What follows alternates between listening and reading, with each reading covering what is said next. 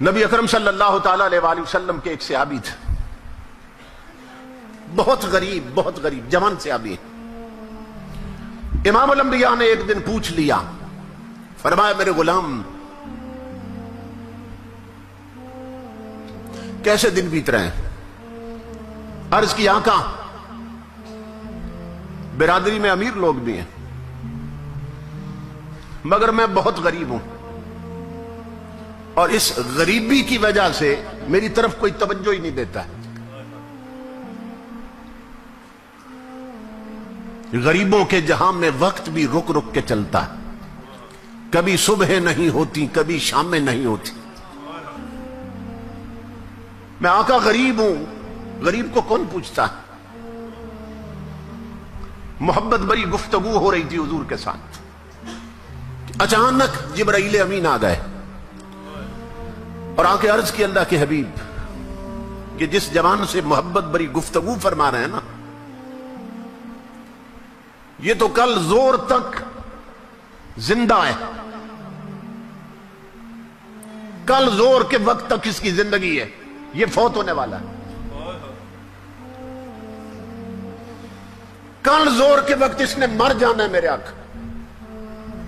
اوپر سے آئے تھے نا، لوح محفوظ دیکھ کے آئے تھے، اس کی موت مقدر بن چکی. آقا اس کے پاس تھوڑا وقت، یہ مرنے والا ہے. جبرائیل امین یہ خبر دے کے چلے گئے. کون؟ فرشتوں کے سردار نے خبر دی اس کی زندگی کل زور تک. امام الانبیاء کی آنکھوں میں آنسو آ گئے. اس کا مطلب یہ جانے والا ہے، مہمان ہے. قربان جائیں حضور کی لجپالی پر اور آقا کی رحمتوں پر. میرے آقا نے اس جوان سے پوچھ لیا، بتایا نہیں اسے. میرے آقا نے فرمایا، وہ جوان تیری زندگی کی کوئی بہت بڑی حسرت ہو مجھے بتاؤ تاکہ پوری کر دی جائے. اس کی آنکھوں سے آنسو بہہ نکلے. عرض کی اللہ کے حبیب غریبوں کی حسرتیں کیا پوچھتے ہیں؟ ہزاروں حسرتیں ایسی کہ ہر حسرت پہ دم نکلے. آقا جب سے آنکھ کھولی ہے غریبی ہی دیکھی ہے. اتنا غریب رہا ہوں میرے آقا کہ میں زندگی میں کبھی میٹھا نہیں کھا سکا. میرے آقا آپ نے پوچھ لیا تو اب عرض کرتا ہوں، دو حسرتیں ہیں جو زندگی بھر پریشان کرتی رہی ہیں، لیکن غریبی نے ایسے پنجے گاڑے تھے کہ وہ حسرتیں پوری نہ ہو سکیں. امام الانبیاء نے فرمایا کیا؟ عرض کی آقا ایک تو زندگی میں کبھی میٹھا نہیں کھایا، اور دوسری حسرت یہ تھی آقا میں جوان بھی ہوں، آپ کا غلام بھی ہوں، کاش کوئی نیک بیوی مجھے مل جاتی، کوئی شریک زندگی مل جاتی، کوئی زندگی کا اچھا ساتھی مل جاتا. میرے آقا میری طلب تھی، مدینے والے سو رہے ہوتے اور وہ زندگی کا ساتھی اور میں مصلی پہ رو رہے ہوتے. کوئی ایسی بیوی ملتی شریک زندگی، ہماری راتیں مصلی پہ بیت جاتی. آقا مل کے آپ پہ درود پڑھتے، مل کے اپنے رب کو مناتے. کوئی نیک شریف بیوی مل جاتی، مگر غریبی نے ایسے پنجے گاڑے ہیں کہ نہ کوئی رشتہ دیتا ہے اور نہ کبھی میٹھا کھا سکا. قربان جائیں حضور کی رحمت پر. امام الانبیاء نے فرمایا بلال عثمان غنی کو بلاؤ، صدیق اکبر کو بلاؤ، حضرت علی المرتضیٰ کو بلاؤ. اصحاب کو بلایا حضور نے اور اس جوان سے پوچھا تیری نظر میں کوئی رشتہ ہے؟ اس نے عرض کی آقا میرے چچا کی جوان بیٹی ہے، نیک بھی ہے شریف بھی ہے مگر غریبی کی وجہ سے توجہ نہیں کرتا. امام الانبیاء نے اس کے چچا کو بلایا، فرمایا تیاری کر، اپنی بیٹی کو جا کے دلہن بنا، اسی وقت میں نے تیری بیٹی اسے دے دی ہے. ابھی رخصتی ہونی، ابھی نکاح ہونا. عثمان غنی کو فرمایا، حضرت علی المرتضیٰ کو فرمایا جاؤ ان دونوں کے لیے کپڑے لاؤ. کسی صحابی کو فرمایا برتنوں کا انتظام کرو، کسی کو فرمایا چارپائیاں لاؤ. किसी के जिम्मे चादरें लगा दी हुजूर ने, सारा जहेज इकट्ठा कर लिया हुजूर ने। और उस्मान गनी को फरमाया इसके लिए ऐसा हलवा बनाओ जो कभी नहीं बनाया होगा, कुर्बान जाए कि कल इसने चले जाना है, आज दोनों हसरतें पूरी कर दो इसकी। इतना भला तो मां नहीं चाहती जितना हुजूर चाहते हैं। इमाम अल-अंबिया के गुलामों, मस्जिद नबवी में उसका अभी हुजूर ने निकाह पढ़ा दिया। एक सहाबी से फरमाया तेरा घर खाली है, तू इसे देता है? अर्ज की आका कुर्बान। फरमाया इस घर में इसकी बारात ले जाओ, दुल्हन भी पहुंचाओ, हलवा भी पहुंचाओ, सामान भी पहुंचाओ।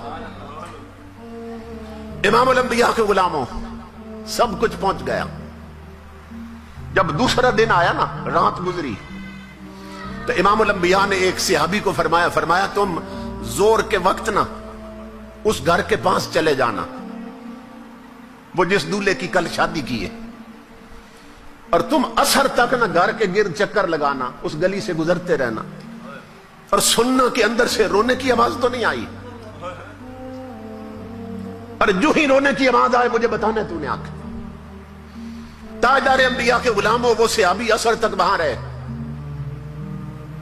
गली में जब जाए अंदर से हंसी की आवाज आए, खुशी की आवाज तो आए, रोने की ना आए।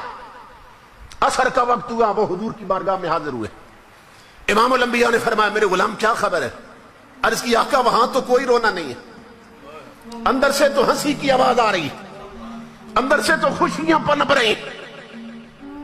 इमाम अल-अंबिया सजदे में गिरे, मौला ये क्या राज?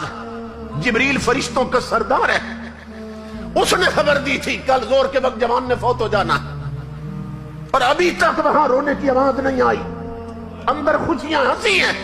मौला क्या राज है? अंदर रब्बुल इज्जत ने आवाज दी मेरे हबीब मुझे अपनी इज्जत की कसम, जो जिब्रील ने बताया था सच बताया था। तकदीर यही थी, आज इस जवान ने मर जाना है, जोर के वक्त फौत होना है, लेकिन मेरे हबीब जब आपने उसकी शादी करके सामान भेजा, खाने का इंतजाम भी आपने किया था। जब आपने खाना भेजा ना, तो इशा के वक्त दूल्हा दुल्हन ने जब दस्तरखान लगाया खाने के लिए, मेरे हबीब इधर वो लुकमे तोड़ने लगे, उधर दरवाजे पर किसी भूखे ने आवाज दे दी। उसने आवाज दी थी मैं कई दिनों का भूखा हूं, मुझे खाना दो। जिसे आपने दूल्हा बनाया था उसने दुल्हन से कहा, उसने कहा मेरे लिए यही काफी है, मुझे तेरे जैसी शरीफ बीवी मिल गई, यही काफी है कि तेरा निकाह हुजूर ने मेरे साथ किया। तो अगर तू इजाजत दे तो ये सारा उठा कर फकीर को ना दे दे। अल्लाह रब्बुल इज्जत फरमा रहा मेरे हबीब जो मीठा उसने कभी नहीं खाया था, आज मिला वो भी उसने मेरे नाम पे दे दी। तो जब रोटी और हलवा पहुंचा ना फकीर की झोली में, फकीर ने हाथ उठाए, मौला इनकी खुशियां सलामत रखना, इस जोड़ी को खुशियां देना, इन्हें औलाद देना। ऐ मेरे हबीब मुझे अपनी इज्जत की कसम, तकदीर वही थी कि इसने मर जाना है, लेकिन जब गरीब के हाथ उठे हैं मैंने तकदीर बदल कर जिंदगी बढ़ा दी है। नारे तकबीर, नारे रिसालत, नारे रिसालत, नारे हैदरी, ताजदार खत्मे नबूवत, अजमत और शान मुस्तफा करीम।